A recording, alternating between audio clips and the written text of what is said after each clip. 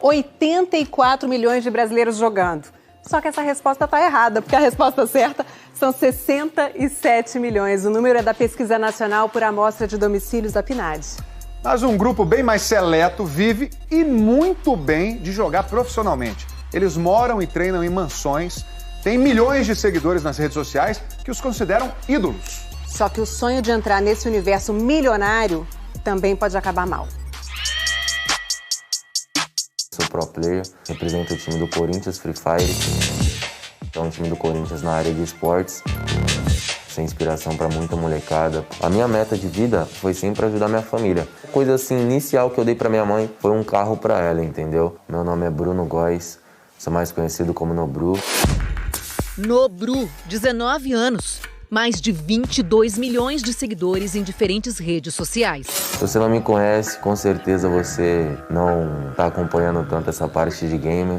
Para quem sabe muito pouco ou nada sobre esportes, uma rápida explicação. Esportes são os esportes eletrônicos. Dá até pra gente fazer uma comparação aí com o futebol. O jogador pode ser disputado por times. O passe dele pode ser comprado. Ele pode participar de campeonatos Série A, Série B. Pode ficar em alojamentos. Acho que alojamento não é bem a palavra.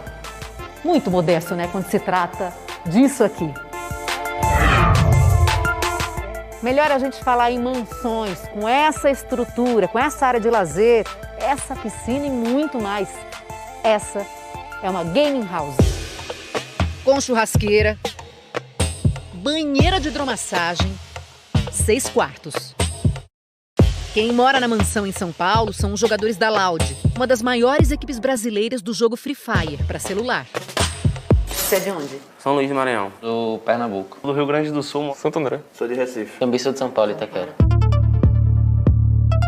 E esse é o trabalho que a gente sempre quis e conseguiu. Não é uma coisa, vamos treinar agora ou depois. A gente treina de terça a sexta e no final de semana tem os dias de campeonato. Quando eu comecei, eu trabalhava como servente de pedreira.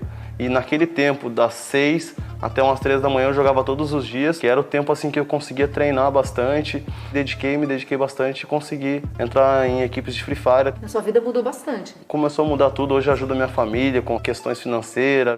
São histórias bem-sucedidas, de jovens vivendo em lugares incríveis. E isso seduz. Aqui é a garagem. Mas nem todo mundo dá de cara com esse luxo. Salve, rapaziada. Aqui é o lugarzinho que a gente fica. Antigamente era uma garagem. Tinha sido reformada para nossa chegada e aí a gente treinava nesse lugar que a gente dormia. Acabava que atrapalhava muito o sono e acabava que atrapalhava o próprio desempenho e rendimento dos atletas. Um grupo de jogadores do League of Legends, um dos jogos mais populares no Brasil, ficou no alojamento improvisado em Curitiba por cerca de um mês, no ano passado. Esse aqui é o nosso guarda-roupa. Eu não me importei muito no começo, só que foi passando o tempo, foi faltando coisas como, tipo assim... Mais uma vez, sem galão de água e tomando água da torneira. A gente acordava com barata no chão, às vezes 2, uma... Só que era o nosso sonho de jogador, então a gente não queria abandonar isso. O Ricardo era contratado de uma equipe de outro jogo, o Counter-Strike, e morava em São Paulo. A estrutura da Game House que eu tinha era excelente, não tenho nada para reclamar. Nesse time, o problema foi outro. Em julho, ele começou a sentir sintomas de Covid. Eu acordei com dor de cabeça, febre, eu falei assim, pessoal, tô passando mal. Aí passou 1 ou 2 horas, eles mandaram mensagem falando que iam mandar todo mundo para casa e era para eu comprar passagem para eu ir embora para casa. Eu acredito que eu tenho colocado muitas pessoas em risco do trajeto da instalação da empresa até a minha casa. Essa mensagem é de um dos responsáveis da equipe.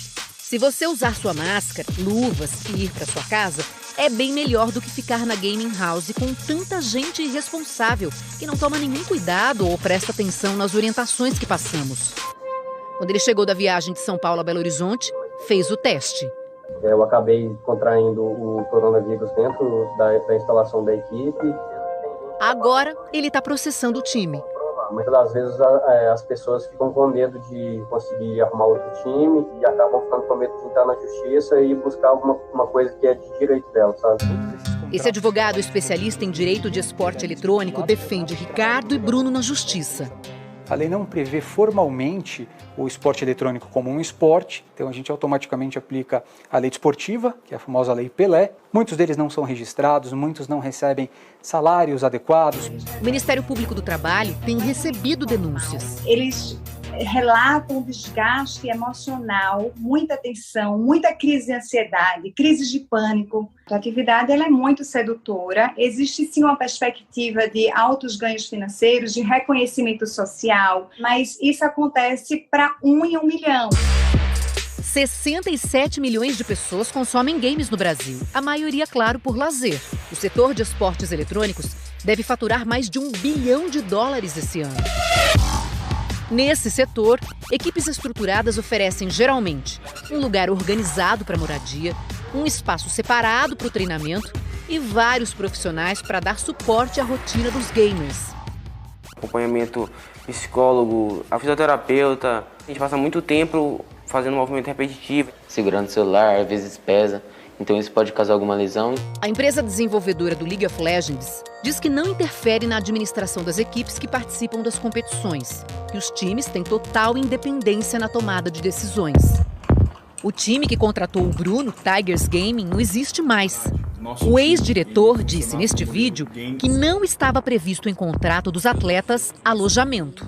O nosso time, ele funcionava no modelo Game Office.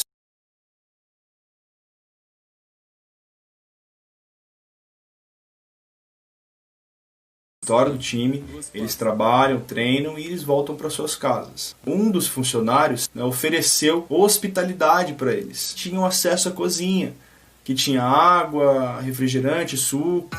A dona do imóvel, ela se dispôs a limpar o quarto para eles. Só que a questão da limpeza do quarto, eles preferiram ficar responsáveis. No caso do Ricardo, o time que mandou ele para casa mesmo com suspeita de coronavírus, o Red Kennedy, disse que atendeu a todas as recomendações da Organização Mundial de Saúde e preza pela segurança e bem-estar de todos os jogadores e funcionários.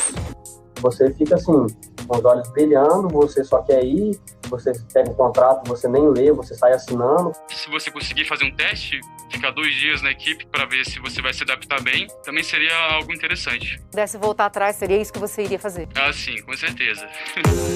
Quem já se deu muito bem nessa profissão, ainda completa. No meu caso, a minha mãe ficou uma semana conversando com o chefe para ver o que realmente estava acontecendo, quem era ele, o que ele queria fazer, qual que eram os planos dele. Quando eu recebi a proposta do Corinthians, foi algo muito bem pensado. Antes de tomar qualquer decisão, tem uma ajuda dos pais, que é muito importante, para ver se aquilo é real, para acabar não entrando numa furada. Tem que estar preparado. Acho que se a gente ter esperança e acreditar, com certeza vai chegar um dia, a oportunidade, e a gente vai abraçar. No nosso site, tem um serviço com dicas de especialistas para quem quer entrar nessa carreira.